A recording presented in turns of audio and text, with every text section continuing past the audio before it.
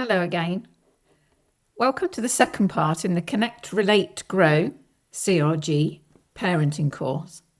In this session, we're going to look at your current parenting style, where you learned to parent this way, and what, if anything, you want to change in your parenting style. The quadrant shows 4 main parenting styles. The horizontal continuum shows the effort exerted in parenting from low to high, and the vertical shows responsiveness to children from low to high. How did your parents parent? Which style dominated your experience as a child? The styles in red are the least growth promoting, and the green one, the authoritative style, is the most growth promoting. You will notice that authoritative parenting requires both energy and responsiveness. It's the most effortful and hence the hardest to achieve. Think about and record in your course journal where the parenting you received predominantly lay. Jot down some key characteristics of your parents' parenting. Write down some examples of each type of behaviour. Pause here to record your reflections. You probably saw aspects of your parents' parenting in all the sections of the quadrant. The main way most of us learn parenting is from our experience as children. However our parents did it is most likely to be the way that we do it. We may make some conscious decisions to do things differently from our own parents if we judge that they did it particularly badly. But what sometimes happens then is that we go to the opposite end of the continuum, which can be just as harmful in a different way. For example, someone who had harsh parents, strict boundaries, strict rules, and no discussion may become permissive parents. Permissive parenting deprives children of growth in terms of looking after themselves, integrating in society, relating effectively with others. Pampering and permissiveness create weakness and isolation, respectively. Every time parents do something for their child that they can do for themselves, parents are robbing their children of opportunities to develop skills, including problem-solving skills. Children do not feel safe if there are no boundaries. In addition, children who never hear no, where no limits are imposed on their wishes or actions, develop a sense of entitlement, a sense that the world revolves around them at the centre, and they are less likely to be able to develop healthy, balanced relationships with others throughout life. Authoritarian parenting generally teaches children that they must not get caught. A common tool of authoritarian parenting is punishment. Punishment stops behaviour in the moment, but punishment is about power and control. It only works when the punisher is stronger than the punished. As soon as the shackles are removed, what does the young person have to draw on to guide him or her in their navigation of the real world? Unconscious automatic responses will not always provide appropriate responses in a world that's infinitely complex. We will come back to punishment and reward later. Neglectful parenting is usually associated with poverty, poor education, and other social deprivation. This is sometimes true, but there are also plenty of parents who provide a loving, caring home in spite of the social and environmental barriers they face. At the same time, social and material privilege don't protect children from emotional challenge. In recent decades, we've come to understand how boarding school adversely affects children from as young as 7 years old due to parental absence. This is about disrupted attachment in itself and then the behaviours that develop as survival strategies, including bullying for some children, which further exacerbates the trauma. And increasingly, children from infancy spend much longer in the care of paid workers than used to be the norm. Modern living and its accompanying feelings of parental guilt sometimes manifest in a tendency to fall into permissive parenting when parents are with their children. Parents are understandably reluctant to have conflict with children that they see little enough of. Avoidance of conflict and good intentions to ensure children feel heard can also take the shape of giving children inappropriate responsibility for choices that impact themselves and the family. Sometimes we must parent in ways that our children don't agree with in the moment. While children's voices must be heard and they must feel their perspective counts, this must be within age-appropriate parameters, and we'll visit this in more detail later. Pause here for a moment and write down some examples of your own parenting, some specific incidents that you can recall in the way that you handled them, and identify which of the 4 categories each of them best fit into. None of us is entirely one of these 4. But which do you mostly fit in your current parenting style? This course aims to help you move mainly into the authoritative parenting section of the quadrant. As parents, we are there to love and nurture our children to become adults who can function competently in society. Adults who can meet their own needs, and where they cannot meet them themselves, to effectively get them met by others appropriately, and to meet the needs of others around them when it is their responsibility to do so. They should also recognise when the needs of others are not their responsibility. Well-functioning adults can engage in healthy adult relationships, find meaning and contentment, be able to ride the rocky times with acceptance, and find resilience to move forward. Now I'll ask you to go back to thinking about your own childhood for a moment. Think about the messages you received about yourself based on how your parents parented you, and the family scripts that played out in your family. Take a moment, and your courage in both hands, and reflect on what messages your children might be receiving from you. We all learn to play different roles in different contexts. This does not mean we're all pretenders or that we deliberately mislead others about who we are. We bring forth different parts of ourselves depending on where we are and whom we are with.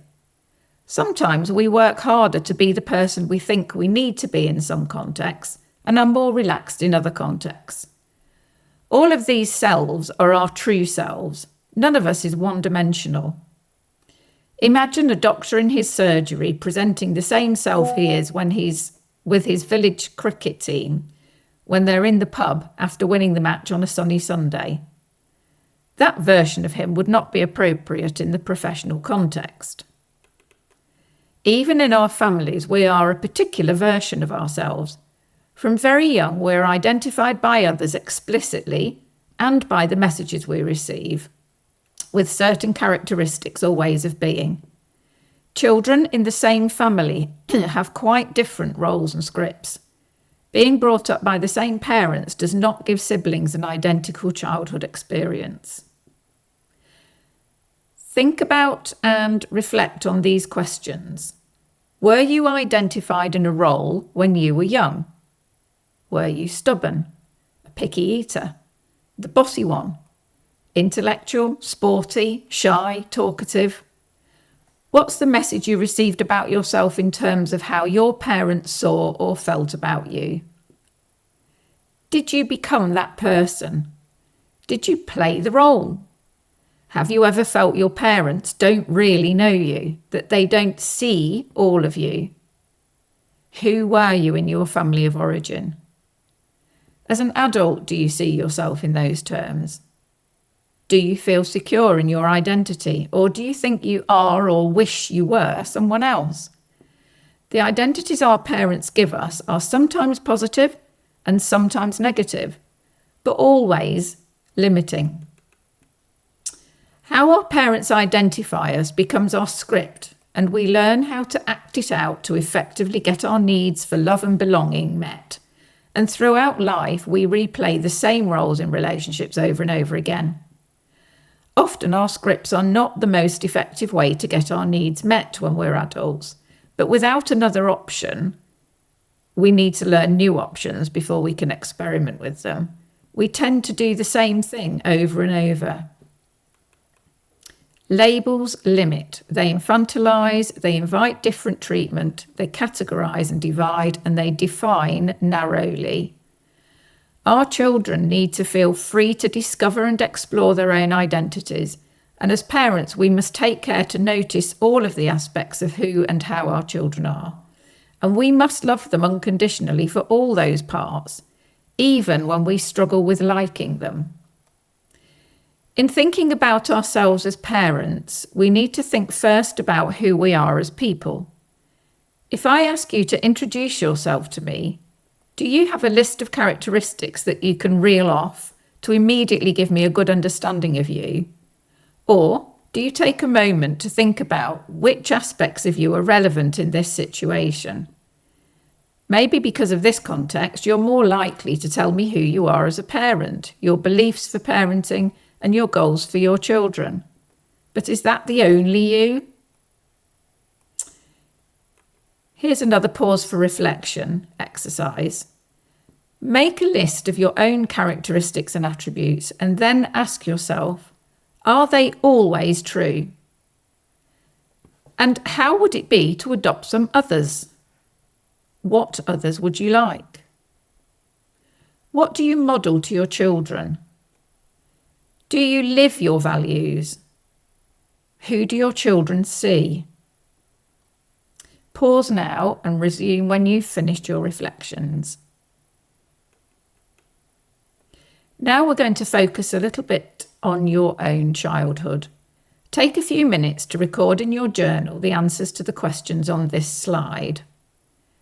Try to delve deeper than the surface answer and think about the feelings you experienced at the time. Why are the examples you have chosen the ones that stick in your memory? Again, pause the video here to record your reflections. So, what are we showing and telling our children about themselves? If I were to meet your child, what would they tell me about themselves? Would they say the same thing if you were sitting beside them as they would say if they were alone? Perhaps you'd like to pause again here and take a few minutes to record your initial thoughts on these questions as well.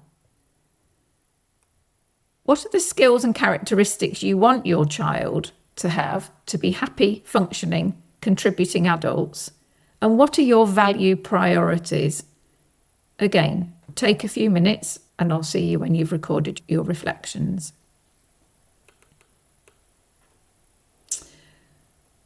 What would we like to see more of in our children? Taking personal responsibility, independence, respectful actions, cooperation, consideration, empathy, self-respect, motivation, accomplishment, problem solving, curiosity, integrity, humour, resilience, love, honesty. These are some characteristics parents and schools purport to aim to nurture in our children. There are numerous more possibilities. Pause again and make a list of your own top 10 values. A quick Google search will offer a multitude of lists to choose from if that will help.